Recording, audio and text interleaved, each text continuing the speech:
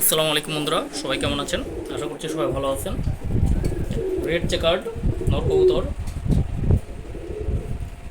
রেস্টে রাখা হয়েছে মাদি থেকে আলাদা করে। ওর মাদিটা হচ্ছে এই যেখানে একাই আছে। কবুতরকে মাঝে মাঝে রেস্টে দেওয়া লাগে, কারণ ডিম পারতে পারতে কবুতর অসুস্থ হয়ে যেতে পারে। তাই অবশ্যই নর মাদি থেকে আলাদা রাখবেন 2-3 মাস পর পর। রেগুলার ডিম বাচ্চা নেবেন না, যার ফলে নর মাদি দুইটাই সুস্থ থাকবে এবং তাদের ডিম থেকে যে বাচ্চা হবে বাচ্চাগুলোও সুস্থ হবে। এটা অনেকেই ফলো করেন না।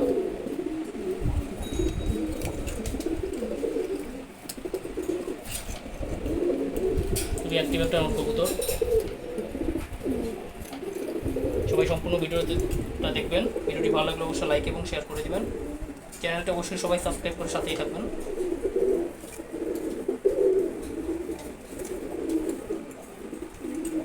এছাড়া কবুতর সম্পর্কে আপনাদের কোনো মতামত থাকলে কমেন্টে জানাতে পারেন, রিপ্লাই দেওয়ার চেষ্টা করব। এখানে আরও কিছু কবুতর আছে, গিরিবাজ, রেসার, সবজি গোর্রা, ঘিয়া চুল্লি, তারপর সিলভার গোর্রা আছে এখানে একটা। সবগুলো নর কবুতর এখানে রাখছি।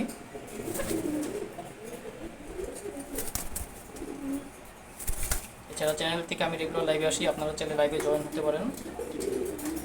সেখানে আমি আমার কবুতরগুলো দেখানোর চেষ্টা করি। আর একটা বিষয় হচ্ছে, আপনারা চাইলে আপনাদের কবুতরের ভিডিও আমার চ্যানেলে শেয়ার করতে পারেন। সেক্ষেত্রে অবশ্যই আপনাদের কবুতরের ভিডিওগুলো সুন্দরভাবে করবেন এবং 3 থেকে 5 মিনিট অথবা এর বেশি হলে সমস্যা নাই।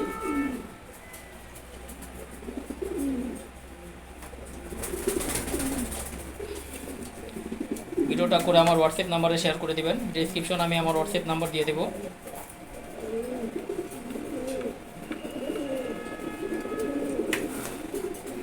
গিরিবাজ কবুতরগুলো দেখতে সুন্দরই লাগে। আর এই যে ঘিয়াচুল্লি, এটা আমার প্রথম কবুতর, ওকে দিয়েই শুরু। ওর সাথে আরেকটা ঘিয়াচুল্লি ছিল, সেটা মারা গেছে।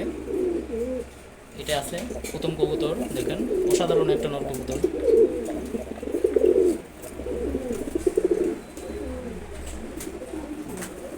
সবচেয়ে ভালো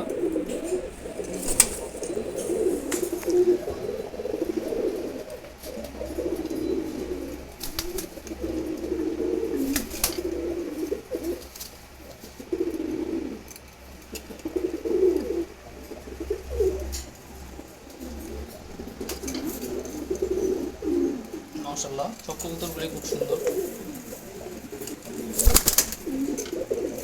ধন্যবাদ সবাইকে। আসসালামু আলাইকুম।